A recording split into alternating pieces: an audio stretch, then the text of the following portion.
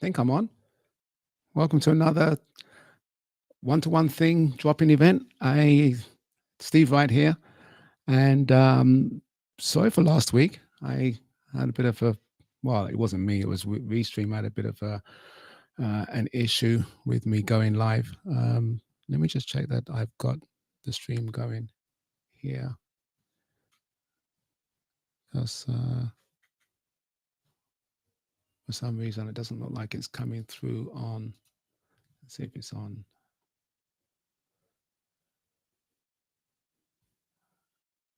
Uh,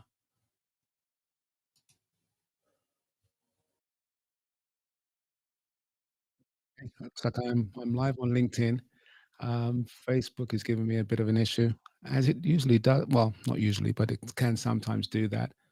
But I'm here. Yeah, Restream was a bit of a non-starter last week, and actually tried to go using Riverside, which I do for most of my podcast interviews, and but it didn't seem to play nicely either.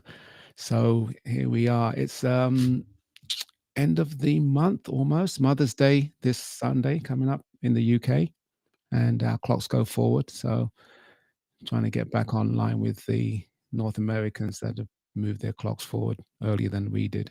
But so hopefully we'll get some people to come in and drop in today. So I'm here. Feel free to jump in. The link is in the thread. I will ensure that it's there as well. Um, so if you want to come in and say hi, by all means do that. It's one of those things that you have a live and you're not sure who's going to show up. It's a water cooler, so I don't have any um, preconceived uh, subjects to talk about. We just get together and have a chat. Sometimes that's the easiest thing to do, and other times it's the hardest thing to do. So by all means, feel free to come in and jump in. For me, I am feeling blessed. A little bit tired this week. Had some uh, bit of a health issue earlier this week, just in terms of vertigo. I have this condition; my inner ear plays up a little bit, so it kind of literally takes you off balance. But at the same time, it's something that I'm aware of, so I can actually work with it before it gets too bad. So on the mend. I'm feeling good. I'm feeling blessed and grateful to be here. And a couple of things that are on, I guess, on my mind. I can just talk until someone shows up or not. Is I got a really nice email from one of my friends, podcast guest, and fellow coach, um, Sandra Norris. Usually joins us in the mornings. She's out of West Coast, so it may be even a bit earlier for her with the clocks being um, even further apart. But she sent a really nice email about uh, um, mattering, and the title was "You Matter," and it really kind of struck a chord with me today because it's sometimes not always easy to see where we make a difference or where we can make a difference, or we feel that we've not done enough, or that we're ill-equipped or inadequate in some way, shape, or form. But I'm going to read it because I think it's really, really poignant. It says, "You may not always see it, but your presence in this world has left ripples far beyond what you know.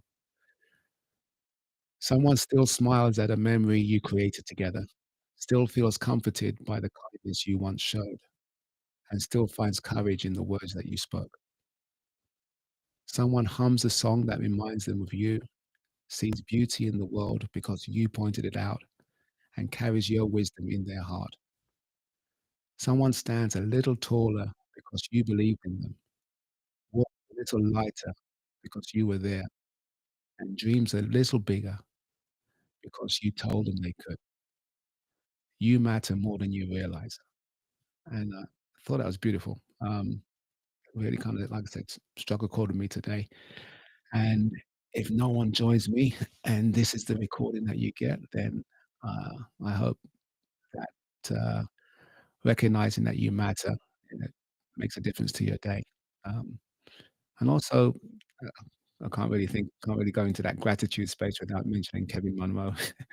But, the, uh, the importance of being grateful for others, um, is just as important as recognizing that you matter to other people. So, um, I'm always grateful. I always find something to be grateful for, and I think that that stems from really leaning into, finding, creating, emanating, discovering joy, and, that's really important, certainly for me in my life, and I hope that comes across in any of our interactions that you've had with me, either personally, online, remotely, professionally, or like I said, in person. So, definitely something that's a big thing for me. So with that said, I'm hoping that someone's gonna join us, that the I'm not talking to the ether. I'm just going to check. Forgive me one second. I'm just gonna check to see whether uh, the Facebook stream went through, because it looks like, it didn't pick up the source. So, yeah, this is Restream giving me, um, some interesting stuff. Unable to connect. Okay, so troubleshooting this live while I'm on here. Let's have a look. Um, can I let's see if I can edit um, and get that going again. Uh, nope, I'm gonna unable to connect. So I'm gonna have to leave it on LinkedIn, and I can get a recording over to previous recording over to Facebook. The managers who lead. Alrighty. So on that note, yeah, if you're out there listening to this, watching this, come join us.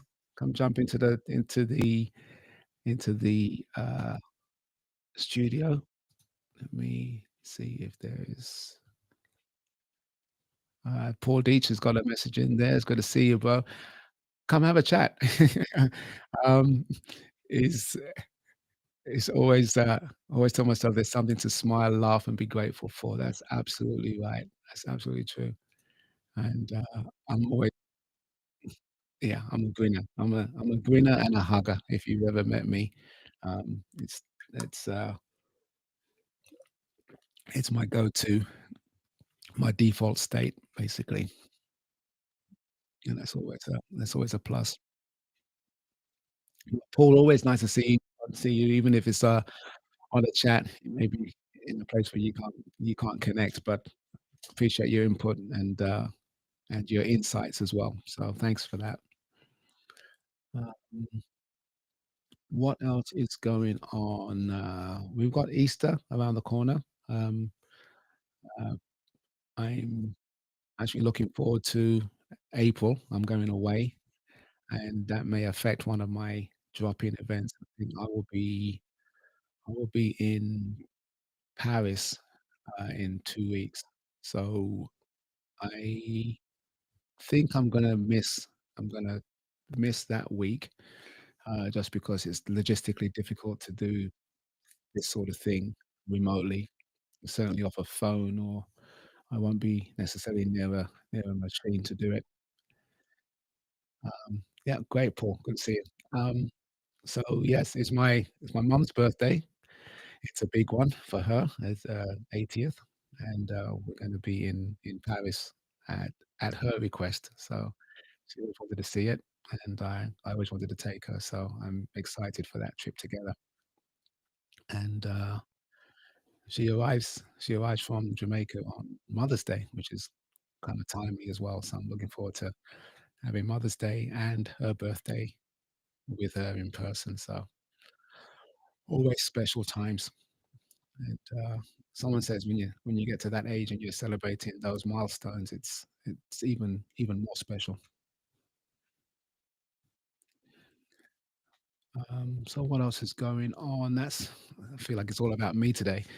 Oh, I have a really, uh, uh, I had a really fun podcast guest that the show is in the can and ready to go out tomorrow with Michelle Adams from Gordon Training International, and couldn't believe that we'd been friends for so long.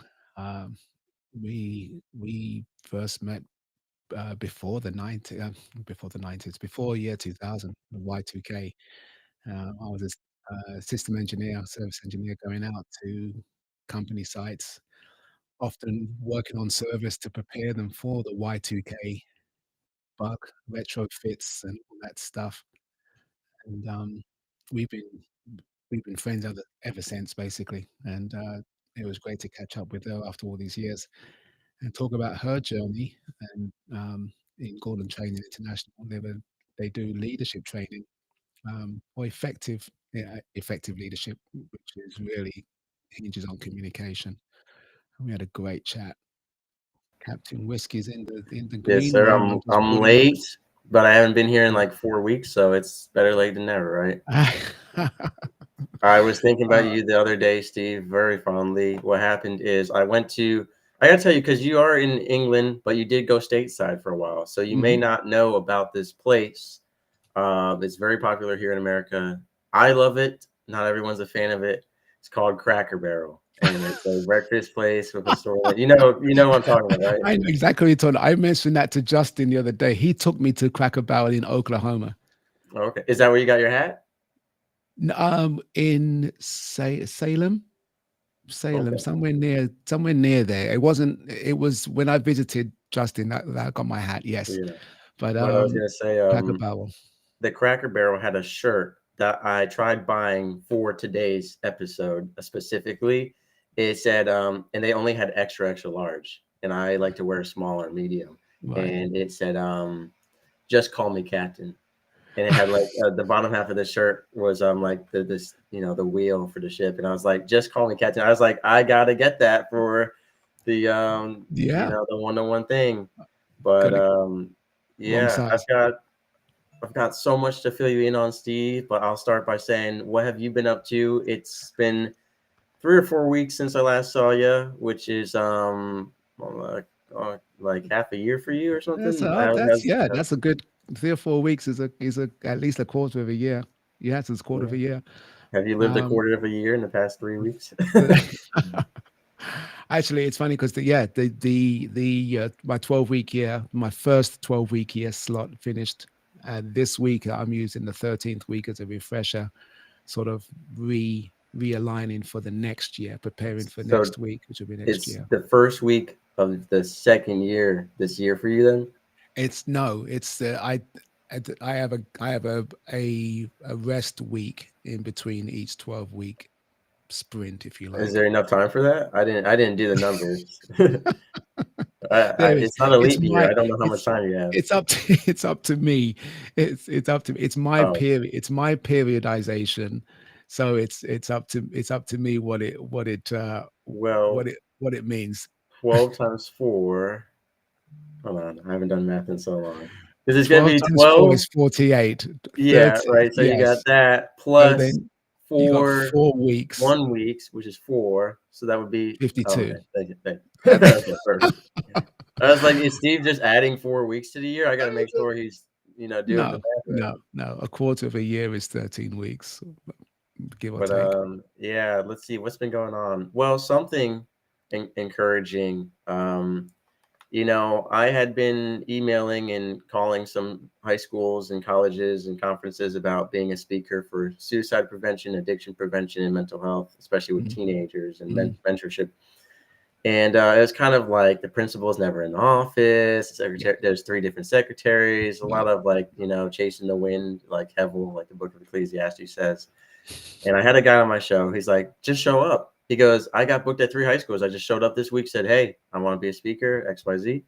So I took his advice. I put on a suit, the fancy cowboy boots, went over there, and I've got 2 follow-up meetings out of 3 so far. And I tell you, Steve, I was nervous. I Yeah. was like, especially. with the baby face, being younger. I'm like, first of all, they all think I'm in high school and I'm wearing my prom outfit to class. That's like the reaction I got. No, most of the adults respect me, but it's so interesting. Now, Britain, I mean, y'all have a little bit of a different culture, but in America, and I just hosted a 2-hour episode on this that'll come out a couple weeks from now, Mm. school shooting prevention and awareness, and the way the school systems have shifted. It felt when I got there, I mean, you got to go through metal detectors. There's armed guards. Every door has like a ring doorbell. You got to like show your ID. People have to like let you in. A staff member, every staff member had a walkie-talkie. And me just showing up out of nowhere with cowboy boots and a suit. And I've also known to have, growing up, everyone called me the school shooter serial killer because of my resting face. And Okay. so me showing up, in this suit, showing up, I'm like, I wasn't doing anything wrong, right? But I was like, everyone thinks I'm a suspect, which is good, right? Safety first. But it felt like prison. I felt like I was going to visit a prisoner. I was like, Wow. This is and one high of the school. things we talked about, yes. Okay. And in my episode on school shooting prevention and awareness, we talked about the balance of it's a comfortable environment that fosters learning and community, but it's safe. He says, if you put barbed wire fences around schools, students aren't going to want to go there. But if Mm. that's what would stop every single school shooting, barbed wire fences around all the schools, it is. So we talked about the balance of how do you foster, that comfortable second home environment while balancing safety. But it's just interesting because I was in high school about 6 years ago or so, maybe less, and just how much it's changed since then compared to my neighbor who's 80. Mm. You ask him about high school, it's 1950s or It's 60s, fun. and it's like when my parents went to high school, 1970s and 80s, totally different. Mm. They had smoking lounges. Teachers and students would sit together with cigarettes, and you could smoke Wow. on airplanes. My one neighbor, he used to smoke on airplanes. Now you can't do that stuff. But like, even from when I went in school, I was at the end of it where school shootings started to become more prominent, and we had maybe an armed guard or two, maybe more security, but like doors were unlocked, no metal detectors. Mm. Our issue was bathroom vandalization. You had to scan into the bathroom one at a time, and a staff member would watch you. They would go with you because people were just graffiti. And I don't understand this. I got a part-time job recently to help fund some big projects like the Podcasters Gala, first annual Podcasters Gala, December 6th, Savannah, Georgia, shameless plug. And we opened up the new shop about 2 days ago that I'm working at, and high school kids came and graffitied the bathroom the second day of us being open. And I just don't understand that mindset. Now, my family always got complimented that the kids, myself and my sisters, were very well behaved, but I don't know. As a kid, I never had this impulse or urge to run around a restaurant, to just scream, to jump, to kick, to throw food, or to graffiti. I just always had this idea of like, that's disrespectful. Mm. Like, this business is brand new and you go in and graffiti the bathroom. I don't Yeah. think it's art. I don't think it's a statement of creativity. It was just gibberish. It wasn't Right. Hebrew, Sanskrit, or English or Greek. It was just gibberish. There was no like name or picture. It was just like, Like a we're tag? pumping and Was it it's fun. tagging? Yeah. Yeah, What was that's it? what they call it, a tag. But Tagging. I don't know if it's not like I posted a picture of it to Instagram. And I was like, does anyone know who this guy is? He's like, yes, spread my work. That's me. I just don't get that. I just don't think it's funny. I don't think it's cool. Yeah. And it ties into, I posted a video the other day, a different type of content than I normally do. I went and ran 8 miles when I was sick. I couldn't breathe through my nose, Mm. and I had woke up like sore throat, couldn't talk. And I was like, let's go run 6 or 8 miles. We'll feel better. David Goggins would do it, right? Stay hard. And I went and did that. And at 58 minutes, so I'm almost done with my run. I've been running Mm. for an hour straight, which Mm. shout out, most people can't do that. I just want to put that out there. These guys, around college age, drive by slowly, windows down, doing this. Woo! Yeah, whistling, doing a little Yeah. sarcastic, like I'm running like I'm a piece of crap. I And they thought it was funny. And I've never been a person where I think making fun of other people, I don't get that. Like, I could have been on my 18th mile for all they know. And they're like, oh, look at him. Like, I've seen people do it before. Like, you're training, you're lifting weights, or you're running, and people think it's funny to do a little drive-by with a sarcastic clap. Yeah. Steve, do you understand this mindset? I don't You understand know it. what?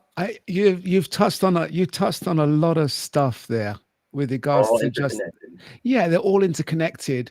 Um, um, but sometimes they're not all the same thing, Yeah. in terms of um being respectful when you're not being seen, like the bathroom graffiti Yeah, stuff. integrity.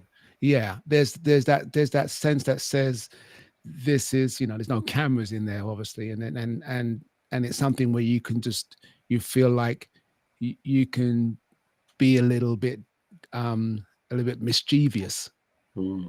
but there's a consequence to that, because now every time someone goes to the bathroom, and they see it tagged or marked, then they feel like they've got license to either add to it, or comment on it, Yeah. or expand on it. Um, public sort of shame and embarrassment, where kids run around a club, kids run around a restaurant, is a different kind of thing. They're calling that may be a call for attention in some way. Oh yeah, for sure. And then this whole thing about dismissing people's activities, like the slow clap, Yeah. and not recognizing where people are at. I think some of that is driven by the lack of consequence, how dispassionate people can be around somebody else. Yeah.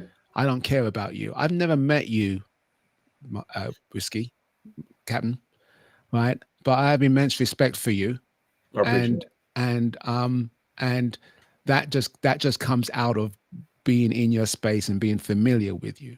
I don't, so, but that is not, hi Paul, that is not exclusive to people. I don't have to wait to meet someone before I respect them.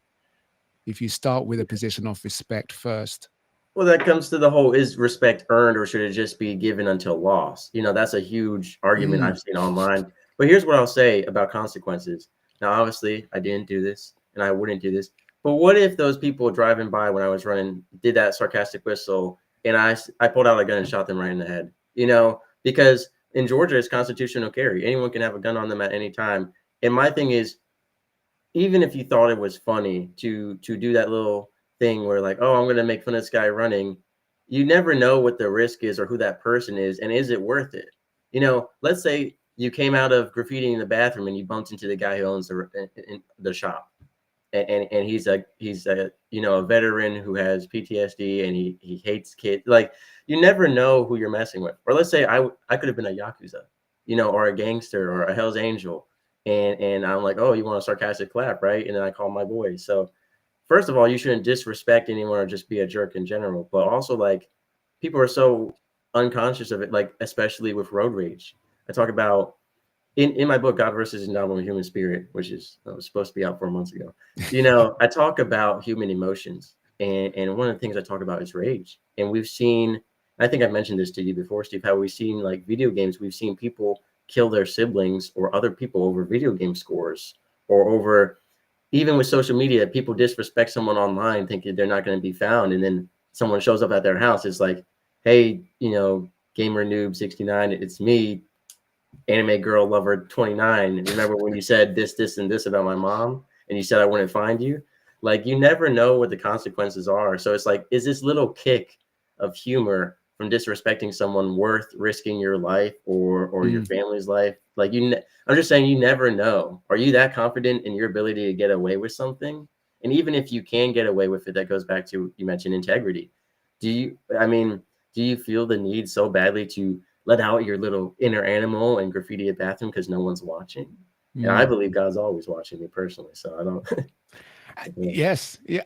Like you said, it's interesting. We've disconnected consequence to action, and and that disconnect, um usually, it goes both ways. You can do a you can do a good deed and feel like you didn't get the proper Yeah. kudos or respect or the value from your good deed, and so there's a disconnect between the action and the consequence, if you like, in a positive sense. but we see it more in the negative way, whereby we can do something nasty, mean, and there's no consequence to it. And it has a Yeah. far-reaching effect on somebody. So Because we're not allowed to take things into our own hands. But then at least in America, the justice system, there's not it's just awful. I'm just gonna say it's slow. It is unfair. We've seen a lot of good people put away for the wrong reasons. We've seen a lot of bad people let go for the wrong reason. But at the same time, there's also just not like a level of something like, let's say the person making fun of me for again, I was sick and I had ran for an hour straight, but okay, he's making fun of me, and it's like there's no legal consequence to that. But if I were to impose my own consequence, whether that was like punching him or stabbing him or like getting into a fight with him, whatever it may be, I don't know how to hold him accountable, right? Because you could say something to him, but obviously, if they're making fun of someone running, they're not in a mindset where they're going to be receptive to your criticism or like, hey, man, that's disrespectful. They're going to be like, what are you going to do about it? There's no like level of justice that we can enact for stuff like that. It's like even if the shop owner found the kid who graffitied the bathroom, what are you gonna do? You can't punch him in the face, and you can't like turn him over to authorities really, because it's like, what are they gonna do? He graffitied a bathroom. They could say, oh, it's destruction of public property, maybe. Like, there's just whatever. I know people believe in karma or that God will, pay everyone for their reward, but like on this human to human level, what do we have? There aren't consequences. And when people know that, like you said, that's when chaos follows. Paul, how are you, my friend? Steve, so good to see you. I know Yes, it's good to see been you a too. while, and good to see you as well, Captain Whiskey. It's an interesting conversation. Like, I think my first thought when I was listening to this was, Steve, this is something that you and I talked about, of this idea of essentially like being unoffendable, and the way that you're able to shift from kind of like judgment to curiosity. And I think what's become so powerful for me, and this is why I love like international travel, and I'll give you like a really clear example. When I first came on LinkedIn has a huge presence across like Nigeria and a lot of like more international users than like US, for example. And what was really kind of annoying was one of the phrases that I used to hear all the time was like, "Do you understand what I'm saying?" But like, because the people that say it speak really fast, to me it kind of came off like condescending, of like, "Oh my gosh, like yes, I understand what you're saying. Like I'm not, I can pick up what you're saying." But what I learned is like that's just part of their culture and how they speak. It's funny because my landlord, his girlfriend who lives in Morocco, came last month, and she does the same thing. And I was just thinking to myself, well, man, if I didn't have all this practice, like I probably would have got irritated, because that's like kind of the first reaction for a lot of people, is to like react then to think. I see this all the time in like sports. Like, patience has become a huge game changer for me because of the age demographic that I serve. But what's been so interesting is, as I've gotten older and like my cousins have like kids and things like that, and I'm like playing with them and going to all these like sporting events and things that I just had, I still don't really have, I'd say, like a ton of patience. Like, it's not something that I would choose to do like personally, but I go for like people and to get time with them and all these things. But it's so interesting when I go to these games, like how like people are not like self-aware at all. Like seeing parents like going crazy and yelling at the kid who's like 6 7 years old, and they don't know what the heck that they're doing. And it's like, when you look at that from such a small sample size and you reflect on like why the world is the way that it is, a lot of those parents, like that's how they were kind of treated as kids. So it creates this whole, I'd say, like domino effect, or this systemic thing where, Generational cycles.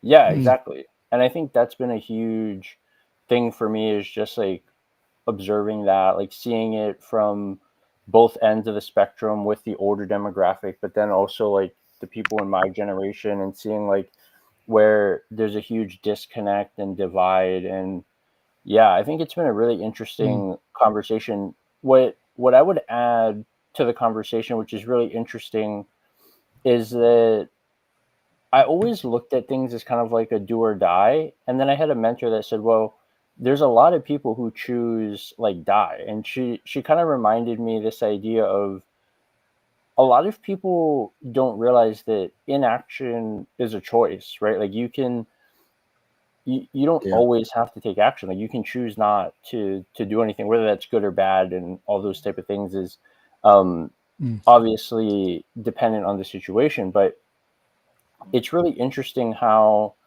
a lot of people don't see that inaction is a choice, As an right? option.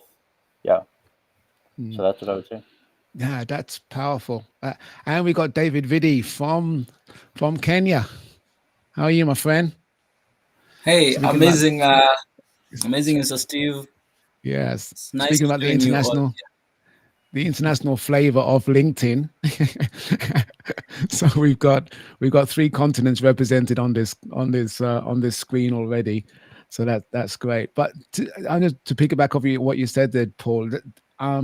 Yeah, understanding that inaction is a choice, and in many cases it's just as valid as any of the other choices. And I remember being a soccer coach for my girls at that age. At that age when they were playing, under 10s, 11s, 12s soccer, and parents. It's funny because parents who had never played soccer growing up, because it wasn't in their range. I grew up playing soccer, being from England, and they wouldn't let me. It was a lot of times I had to ask them to allow me to be the coach and not them be the coach, because the knee-jerk response to something on the field, or questioning a referee's decision, or just feeling like they had something to say, that just makes it confuses the girls on the field, for one, having inconsistent voices. And again, that need to respond, something happens and they feel that the only choice is to respond, whereas an equally valid choice is to not respond. And in some ways that's a tougher path to take, because it does require patience, it does require reflection, and you have to know yourself enough to know that it's a choice. And we see that, I don't know, I can't even point it down to generational things. I think there is, like you said, there's a generational aspect. It's passed down. What's what you grew up with and what you knew. And if that's the case, then how do we shift or break that cycle, so that we have a new, we don't have to perpetuate something that isn't going to serve us in the future.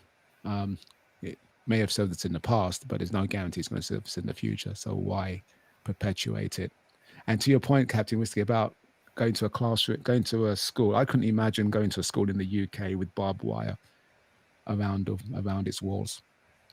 I live right next to a high school, a grammar school for boys, and I think the upper levels are mixed, so they have some girl students there as well.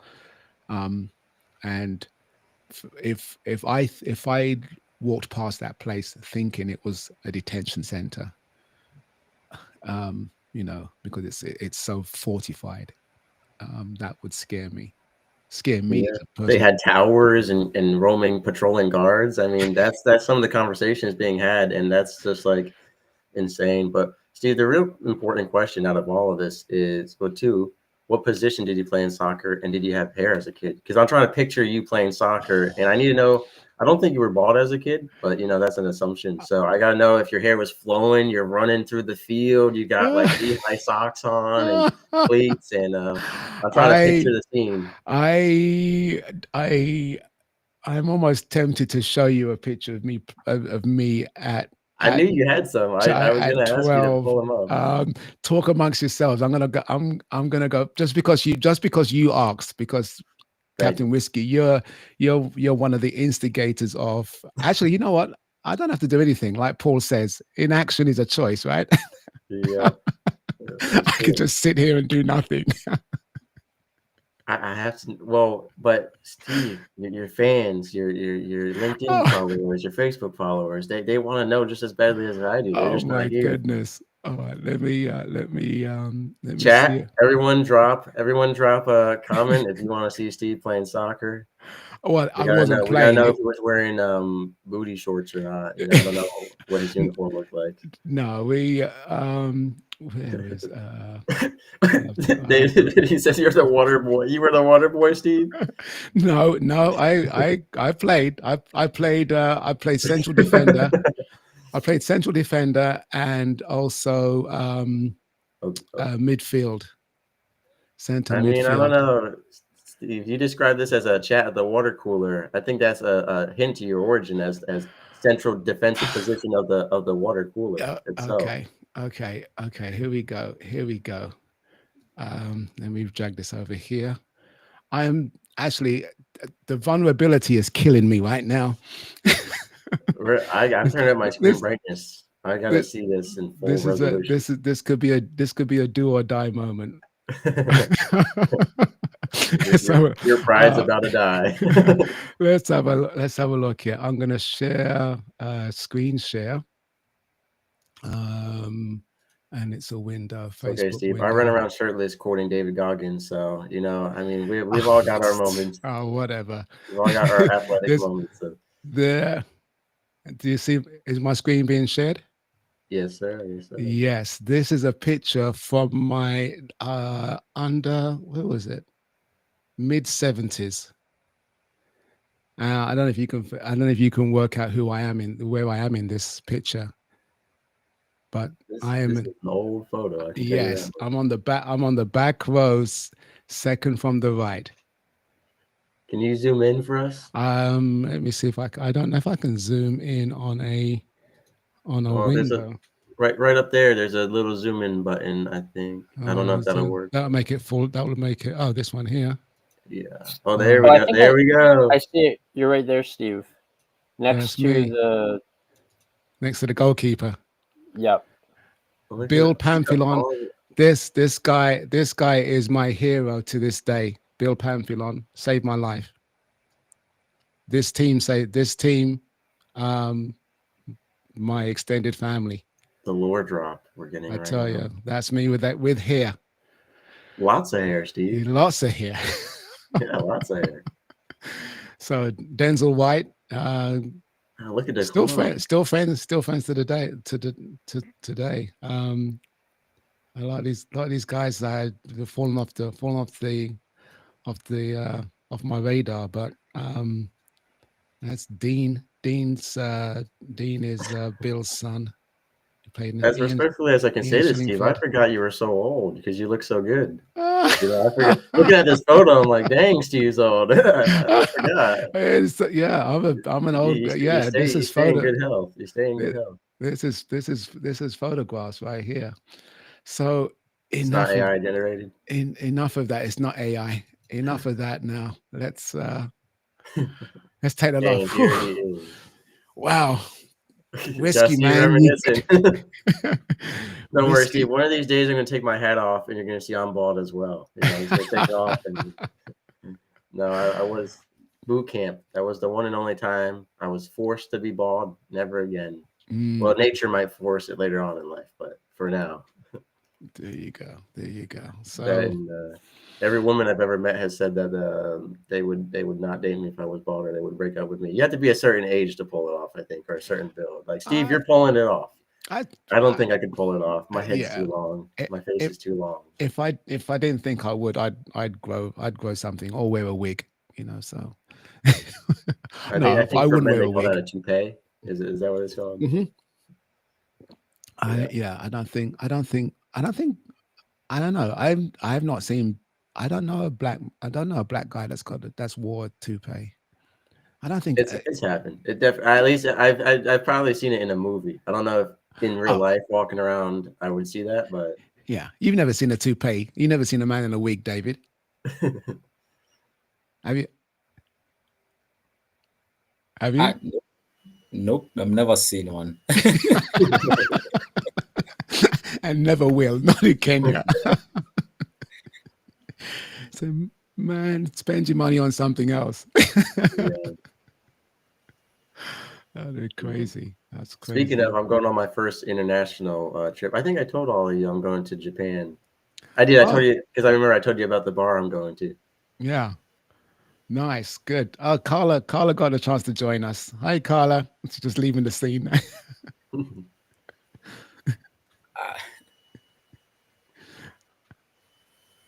How are you, Carla? Hi. Yeah, there you go. Hi, everybody. I hope you didn't. Did you see my old football, my old soccer team picture?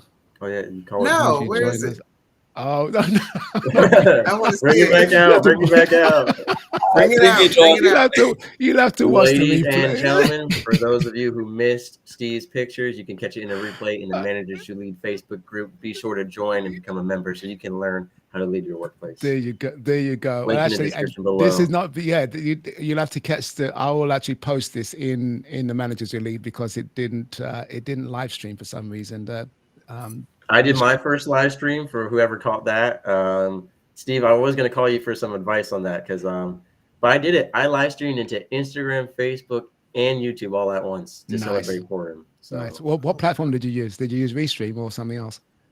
I just used each of their individuals. So I had my phone set up here to do the Instagram live stream, and then Facebook and YouTube. I just did it in two separate tabs, and I think it worked. I haven't caught the replay, but I was looking up. I was like, if I have two tabs open and like I couldn't find the right answer, so I was like, I'm gonna go back into one of them and see that it's just like a blank screen maybe. But I did celebrated Purim. It's traditionally a Jewish holiday, and I'm not Jewish, but I gave a whole spiel about why I celebrate that. I've gone full kosher diet as well. May go vegetarian. I was gonna call you, Steve, and be like, do you ever, have you always been, or do you crave meat ever? Like, I was curious about that because I have been craving cheeseburgers every day. I don't want to sound too American right now. I crave cheeseburgers every single day. Like you couldn't sound any less American even if you tried, bro. You got a cowboy hat on. No, I'm wearing a cowboy hat, and I've talked about cheeseburgers and school shootings in the same conversation. In the same conversation. On that, I will. Let me bring the screen up real quick just for Carla to. There he is, ladies and gentlemen. There he is. You know which one. You know which one is me, right? I think on the top row. There. That's me in the top row with the good throw going on. It's a little bit lopsided because we hadn't. You got the hand on the hip, Steve. What's up with that? I got questions for you. That's me ready. That's me ready for the game. That's what it is. You are ready. You got your Michael Jackson 5 throw. I like it. I like it. Oh my goodness. So yeah. And you know what? The way Steve used to go around the streets of London, maybe the kid is not his son. Oh, stop.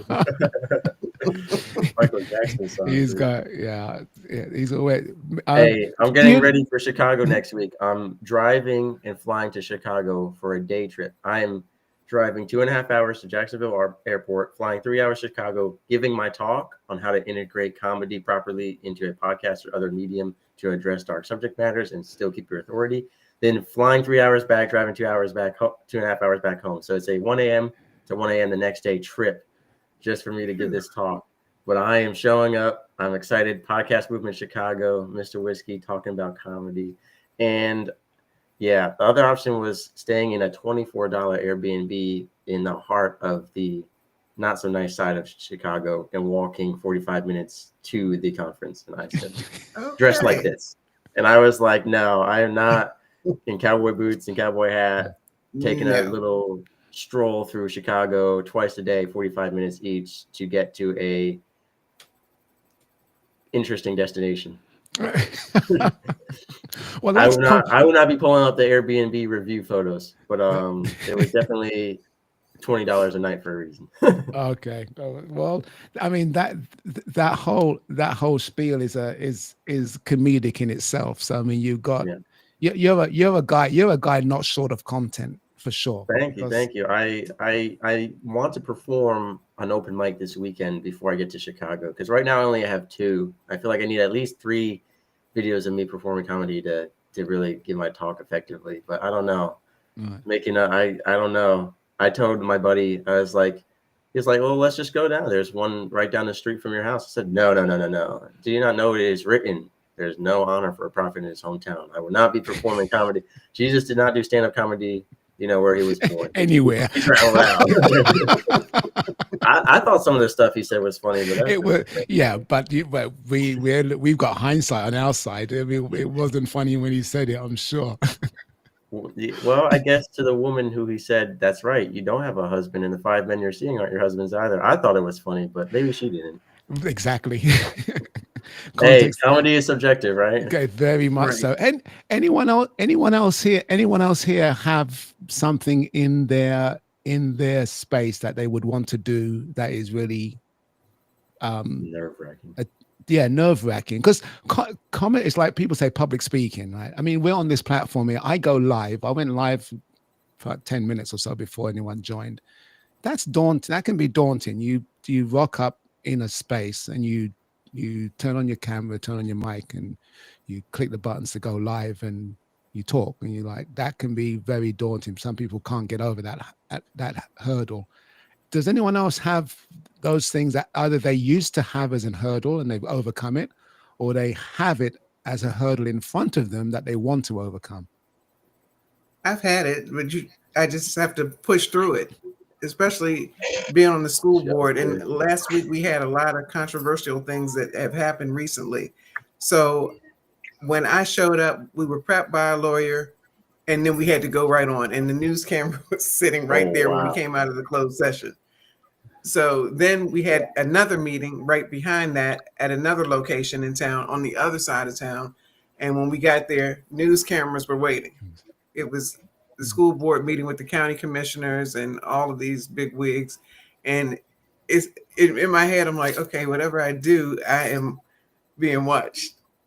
It was a whole panel, and a huge panel of us, 7 commissioners and 7 school board members. But you have to learn how to control your facial expressions, which way your eyes are looking, how much you should look at the host that's hosting the event. It was like a town hall for school board and county commissioners, because the 2 boards have a history before I got on there of not getting along for like 10 years. So people would go to these meetings like they were going to the Jerry Springer show. I was going to So say they that. could brawl it out, whatever, brawl verbally, right? Or threaten to fight somebody outside and all this craziness. So the new board that I'm on, the school board, we all gel very well together, but you could see a little bit of friction in the room. But I'm friends with people on both sides.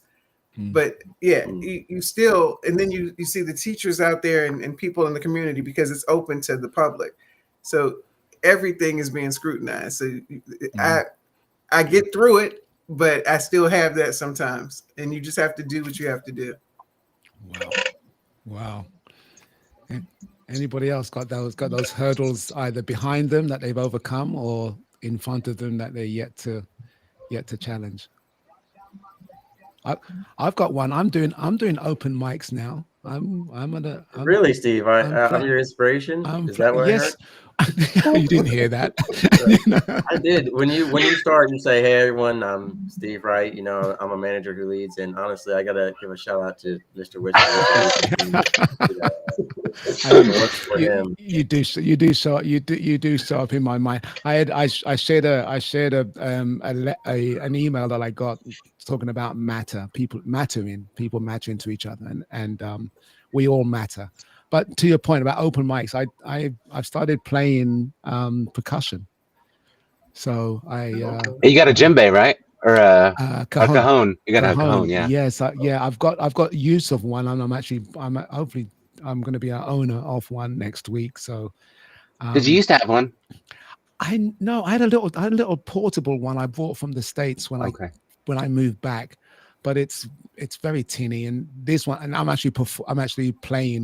jamming with people who are musicians who are playing. So it's kind of it's a lot more fun now. Well, Steve, you still Nice. have a portable one. Your ball. You could just tap the top of your head, right? Isn't that how that works? See what kind See, of. that's why those guys were taking a mickey of you. They were teasing you when you were running, man. This is why people make fun of me this when is I'm running payback. 6 miles and sick. Yeah, but Steve, I was gonna say, you talked about getting on here, right? And you're talking about yourself for 11 minutes because I was tied up in a phone call and couldn't, come to your rescue. But if you, I'm just curious, if you were doing the one-to-one thing at a live event and everyone who follows you on LinkedIn showed up, could you because you do a lot of online stuff and it's still nerve-wracking to some degree. Like every time I get on someone's show I haven't been on, they're still like, all right, let's not like mess up or anything. But if this was live, how would you feel? Like, would you be nervous? Like if you were on stage for 11 minutes by yourself with 2, 3, 4, 500 LinkedIn followers, coming in and out looking like, how would you feel?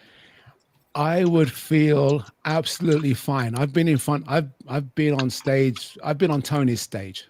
So being in front of, and I was one of the dancers. If you've been to a Tony Robbins event, I know recently they're more staged now. You'd have people who sort of warm up the crowd before he comes on.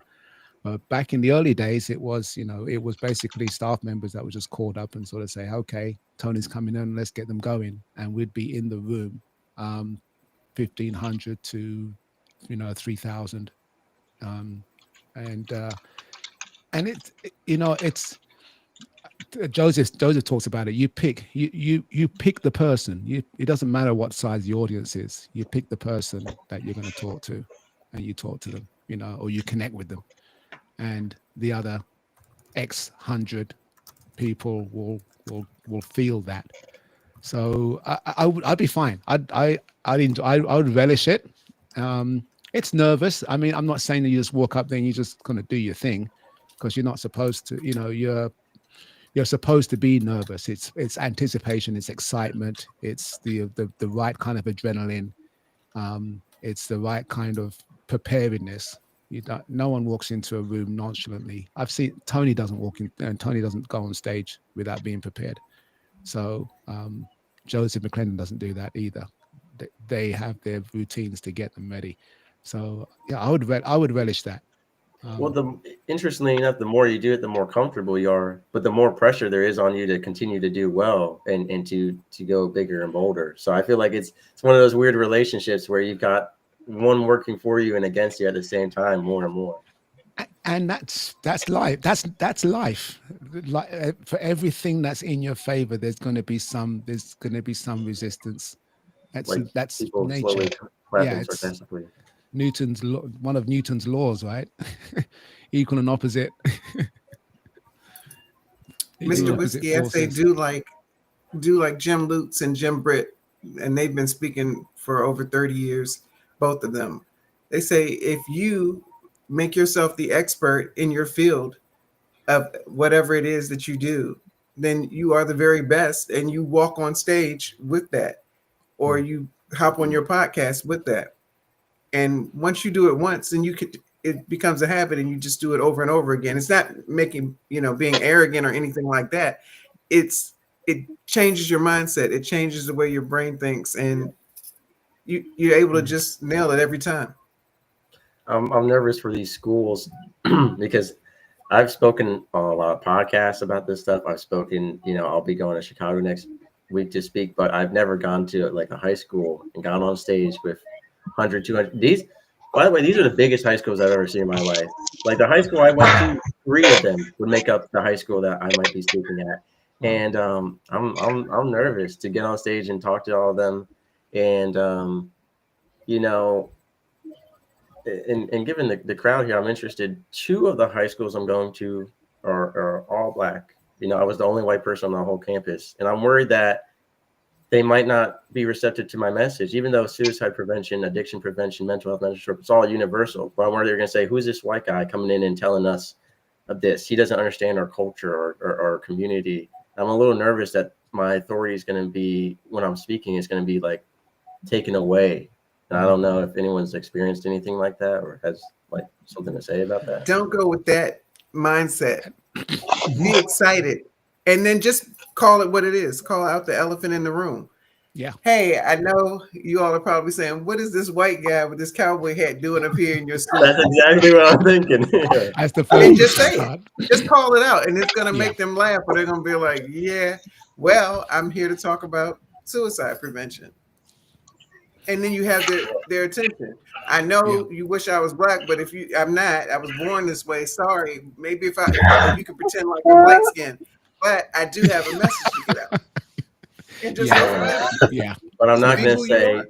don't worry, everyone. My best friend Steve Wright, he's black. Like I'm cool. Oh, Yeah, don't tell him. I could draw the line. I could be like, I know Steve Wright. It's okay. Don't tell him that. No, Yeah. Carla's Be yourself. advice. Yeah, Carla's advice is be yourself and like Justin's backdrop, believe in yourself. Right. Those two Kids are two kids. things. Yeah, Yeah. those two things will get past Yeah. so many barriers. And the irony is that minority groups, you're facing something that minority groups face every day, and you're choosing to go to a school and it happens to be all black, and so you're putting yourself in that environment. Minorities don't put themselves in that environment, they find themselves in that environment. So sometimes it is good to call out the elephant in the room, because that just disarms just call it everything. out. Yeah. And be yourself. you're not there. Kids know if you're real. Don't go in there pretending to be somebody you're not. Just be who you are. Yeah. And you don't have to try to impress them, because kids are going to make their judgment in about 5 seconds whether they're going to like you or not. And once you say that, you'll see what the temperature of the room is, and then just go from there. Have you ever felt like a sore thumb, like you're the only one in the room? Get them to raise their hand or make it interactive, and you'll be fine. Yeah. You will be got fine. this, Trust me. Children are, I speak in front of kids all the time. Middle schoolers, they're a little nervous to ask you a question. And then once they get warmed up to you, they're okay. Elementary school kids, they're funny. They're going to ask you whatever. They might ask you, did you make good grades in school? Did you ever get a spanking? You never know what they're going to ask. High school kids, they're going high to school sum you up. Intimidating. High school will they're sum you like, up from the first time you walk out there. Yeah. Just You be just you. do it Call now. it out. But once you do that, check the temperature of the room, and then just go for it and talk to them. Talk to them, not at them. Right. Mm. On the Good side stuff, pivot- man.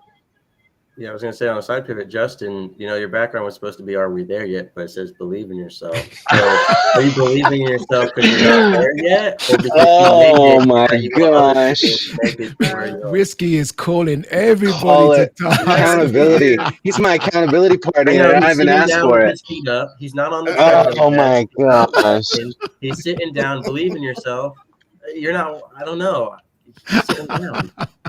I can't handle this level of accountability. No, you know At what? least he brought a hat. I get it. Justin's tired. He's a new granddad. He is. Or what do they call you? Pop? Is that what they call you? Really? You gotta do the Pop, hands. pop. Pop, That's pop. what He's they a call him. granddad. He's a new Well, that was granddad. his nickname at congratulations. prom, and now it's his grandfather nickname. But I Congrats. think I Justin, to you, in not even defending you, I think what I'm seeing coming from this discussion is that Whiskey is trying out new comedic material in my At your drop-in. expense. That's what it's doing. Yeah. Yeah. But it's all good. It's all good. No, it's just I know Justin said he was gonna get the "Are we there yet?" Maybe start a podcast. So I'm just curious what's going on. I haven't seen him in Steve's time. I haven't seen you in a year. In my time, I haven't seen you in 3-4 weeks. Man, I haven't done anything in that direction yet. I appreciate you holding my feet to the fire though. I can count I on know. you for Well, that. 2025 is gonna be like halfway over soon, and you said 2025 was know. the year of the Justin Workman podcast guru phase. I didn't say that. I think you might have put that in my mouth, but I said I was thinking about it. I have a transcript. I have an MP4 file. I have an MP3 file of it. It's on Buzzsprout, Apple Podcasts, iHeartRadio, Amazon, Spotify, Podbean. I've got it everywhere, dude. Right. Okay. All right. Or is in session. Yeah. All right. You can Carla's been prepped by her lawyer. I'm here with all the evidence. Steve is a Yeah. witness. Yeah. Paul, and again, I'm gonna refer to Paul Deitch's observation is that inactivity is an option. So you can choose Not one thing. necessarily the best one though, right? Is that No, but the Well, it point depends. is that you can choose. You can make a decision. One of my last podcast guest, Alex Neal, she joined us a couple of weeks ago, and on the back of that chat, I got with her and we did a podcast chat together on helping newly single women through their post-divorce yeah. journey. And it was a great chat. And one of her things was that, you know, she vacillated over making a decision. And Yeah. a good friend of hers, a mentor, said, you can make a decision and you can make another decision. And you can make another Yeah. decision. Reverse it. Go back and forth. Yeah. And not even necessarily yes, you can change the course if you've got new information, new insight. You're not beholden to the decision that you make, because you can, in that sense, you give it so much weight Yeah. that you take that long to make the decision because you've given it too much weight, and Yeah. you didn't realize you can actually change it. So, you know, if you've got to push it out to 26 and wait till your grandkid is a year. No, then- you know what? and if I'm you glad. gotta- I'm glad he brought it up. I'm glad Whiskey brought it up, because honestly, I mean, I've got a great panel of folks here to therapize me on the fly. Yes, sir. You know, I came into 2025. You know, not necessarily about the podcast was like a passing, fleeting thing, and I'm still interested in it. I'm just not like locked down on action to that specific goal yet. But I did have a lot of goals and energy and momentum coming into this year, and it's just almost completely all fizzled out, and I'm just like scattered, and you know, and it's frustrating, and I consciously process through it almost on a daily basis, but I still can't seem to like hone myself in. So now that I've got this team of experts here, give me some thoughts, insights, actions to take. Go Captain's going to go last, by the way. That's all you needed. My 2 words, they're based in discipline. 2 words for you: stay hard. Stay hard. That's my 2 words for you. I mean, I can listen to some Goggins. That might help. Yeah. No, I have Goggins impressions on my Instagram. Couple of nukes. I've seen it a time or two. I like your stuff when I see it come through, man. I'm trying to help you out, support Yeah, I you. appreciate that. Thank you. There you Yeah, go. I need more likes. Steve never responds to anything I tag him in or mention in that. Or I try to avoid social media as much as I can. Yeah. To my defense. That's a big thing too. I think a lot of people, and Justin, this may apply to you as well. This has been one of my issues recently. Is I keep getting drawn into social media, especially here in the States with all the politics and the drama, but also just in general. I open Instagram to do something for work, and then I end up like, oh, let's look at a meme real quick, and then an hour later, I'm like, well, I could have written a whole chapter of my book or listened to an episode of One Thing podcast, but instead you always say the last one, like it's getting more and more powerful every day. I feel like social media's grip on people. It's the dopamine rush from it. The dopamine rush from the scrolling. Yeah. And also just being on our cell phones. It's a dopamine rush. I don't want to. The worst part is all of us. But it's the same brain activity. Yeah. So again, I have to go back to Jim Lutz and Jim Britt. They said, time yourself, hop on, do what you got to do, and hop off, because there's so many other things to do in the world, and we are here to make an impact, not to just be on there. Not that we can't post something so people know we're alive, but there are other things to do, and if the more you scroll, the longer you'll be on, and you'll see how much time you waste. Or you can write down what you do every 10 minutes. I did this, and I'm going to do it again. What you do every 10 minutes, write it down. I got this from them. And you'll be surprised. Like, I was doing that. First, it's like a game, but then when you look at it and take a look at it for the whole day, you'll realize how much time we can actually waste. And then when people say, "Oh, I don't have enough time to get this done, to get that done, to get this done," Yeah. if we get up an hour earlier, look how much more time we've created just in that week. And then Yeah. over the next 2 weeks, and then over the month, and then over several months. So there's enough time. Yeah. It's so I look hard at both as of them. us They as run creators. like 5 businesses each. Yeah. So if they've got but with time, us as I've got creators- time. And then they will answer my calls on speed dial. So I have to Wow. hold myself accountable. Let me get feedback from David and Paul, the quieter ones, on not I don't know, sharing Justin's challenge or request in terms of something you intentionality fizzling. Is it the fizzling out of the goals that's Yeah, I mean, yeah, basically it's like I feel a loss of momentum. I'm still steady on going to the gym, still steady relatively so on diet, still doing stuff. It's just like I feel the momentum slipping and I feel just not as energized about any of it really. Yeah, I've got a couple of things, but I'll let the two Wonder. gents. Yeah, just if I can chip in, I think Justin, we are undergoing the same thing, and recently it's just maybe a couple of hours. I've just been talking to my mentor, and there's one thing that he told me: you stayed close. You went away from the fire, and that is actually what stood out. Is like my why kind of shifted. It was not strong enough. The things I was doing, why the momentum, now I'm losing the momentum. I'm now losing that track. It's because I walked away from the fire. I allowed the noise to kick in. So just go back to why you started that. Yeah, first love. It's a great metaphor. Stay close to the fire. Thank you, David. Paul. Yeah, first want to say congratulations, Justin, on being a grandpa, and thank you for your vulnerability.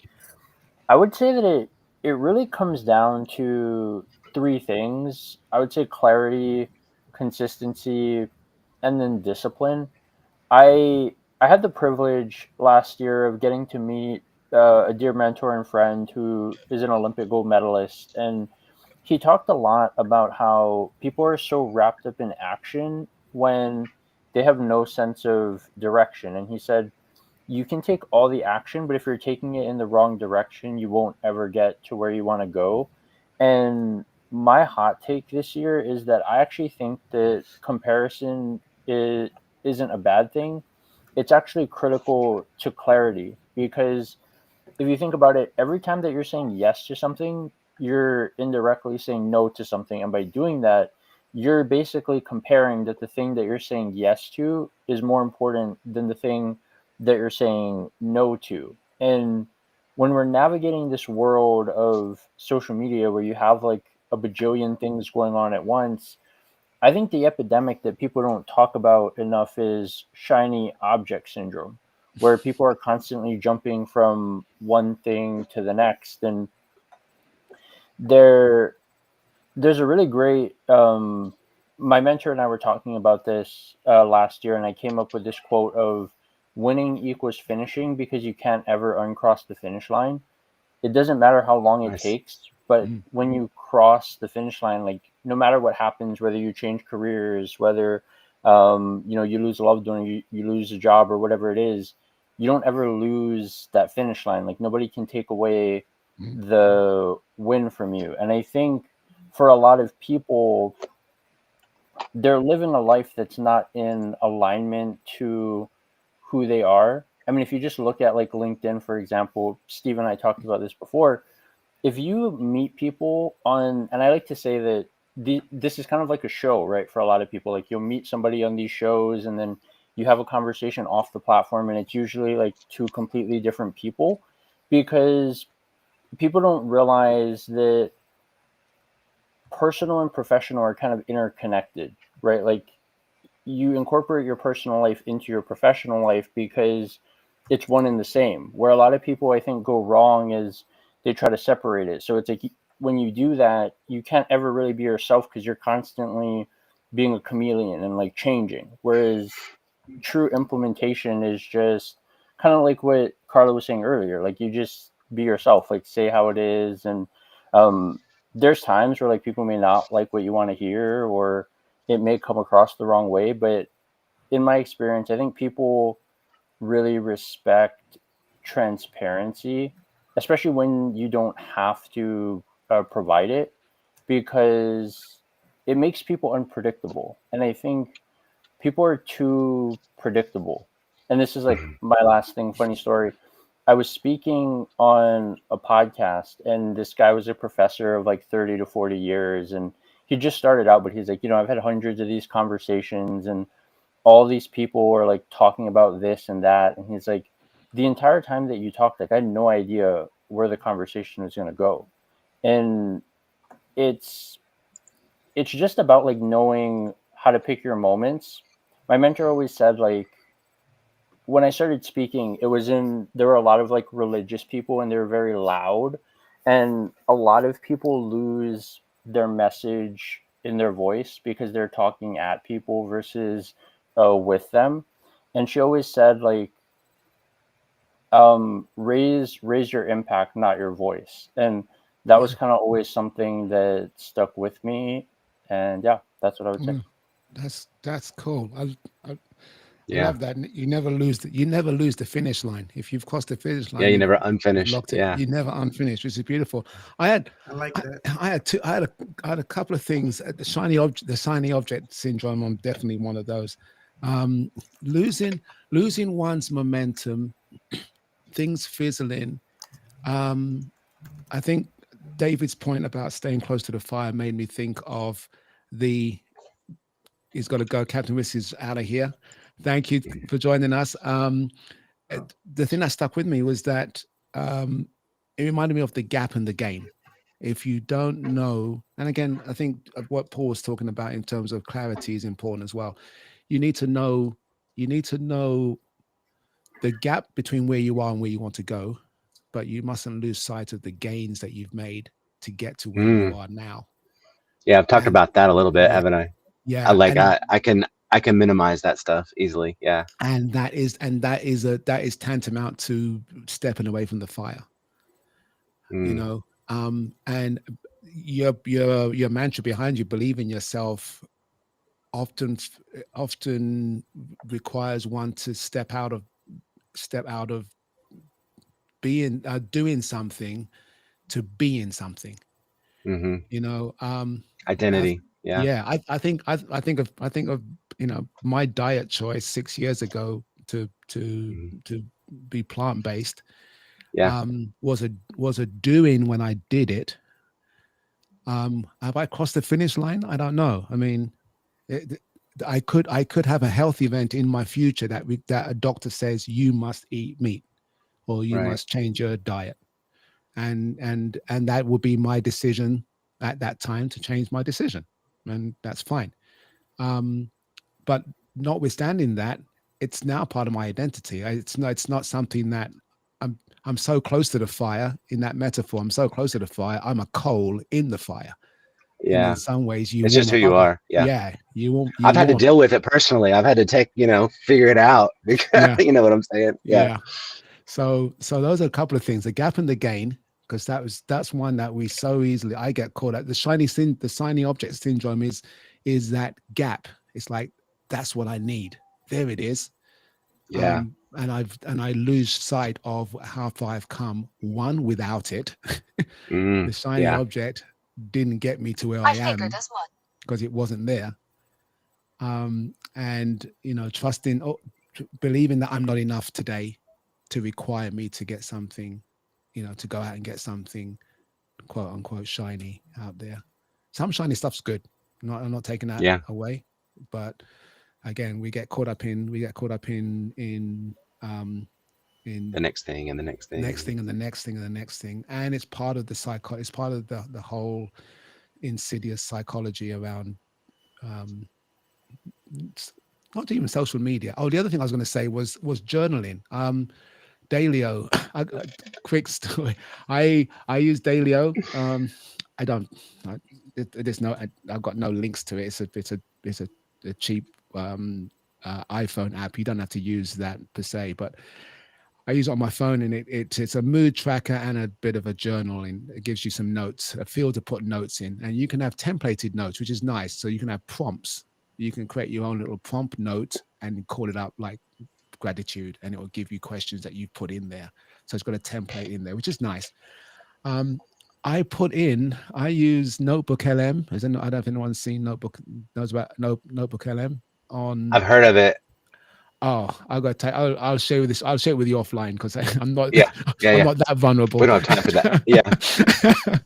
But I put in what equated to 2.5 years of Dailyo notes into Notebook LM, and had Got the key insights and had the AI tool summarize my activities, my notes, and then talk it back to me like a podcast show.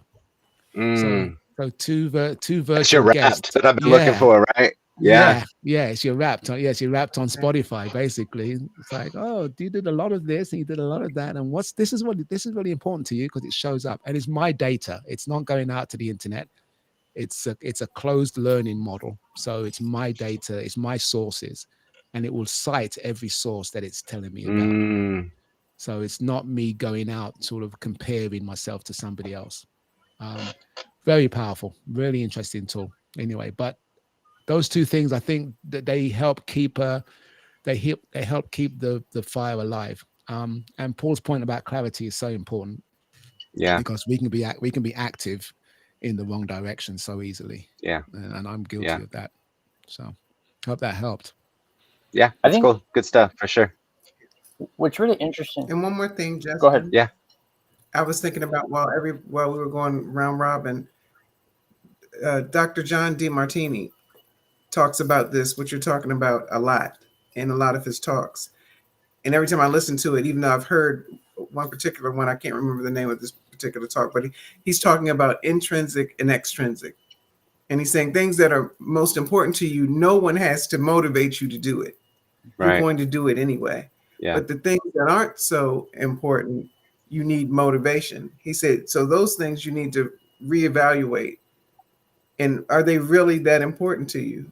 Because if they were, you wouldn't lose momentum. You wouldn't lose steam because you would be motivated already within yourself to do that. Right. So take a listen to that talk and listen to it more than once. What's his name? It's a lot that he puts in it, but Dr. John Demartini. Demartini. Very good. Got it. Good insight. Yeah. If you're intrinsically driven, then it's check it out and let me know what you think later. That is awesome. Man, we've gone past the bottom. I normally stop at the bottom of the hour, but I had to let this one. No, that's I opened it up at the bottom of it. Like I just blew it wide open at the end. Sorry. No, don't apologize. I'm grateful as always. Thankful for you guys being in my network, being in my life, and being iron sharpeners for each other. Because that's what it's about. You know what? That's what it's about. We've got to realize that we matter.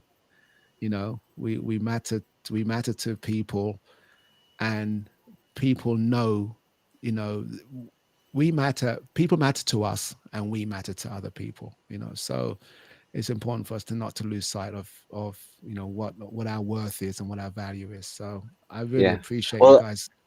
Especially this group, man. I can't tell you like how excited I was when I dropped in. I didn't see the stream. I just, got off a call and jumped in, and I see Paul and I see David. Man, I haven't seen David in ages. I'm so glad to see David and Carla too. We talked back at like Christmas, I believe it was, or Thanksgiving or something like late last year.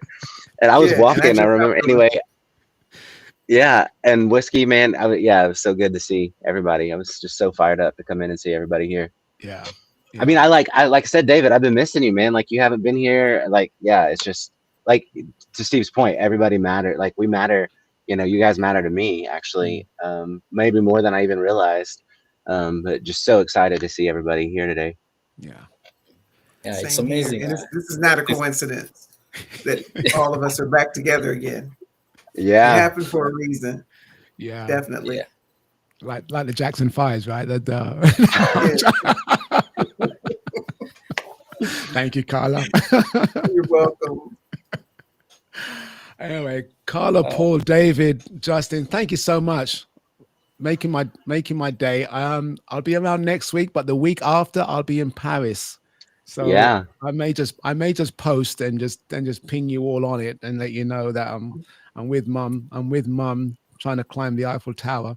But yeah, it'll be special. It'll be special. So I may miss a week while I'm out doing that, but I'll keep you guys posted. Well, thanks again. Enjoy the rest of your day. You too. Thank you, Thank you David. for having me. All right. Oh, always a pleasure to see people encouraging me and each other. So, all right. Take care, everybody. Bye, Thank guys. you. Bye, Everyone. everybody. Bye, Amazing Paul. Bye, stuff. David. Bye, Bye. Justin. All right.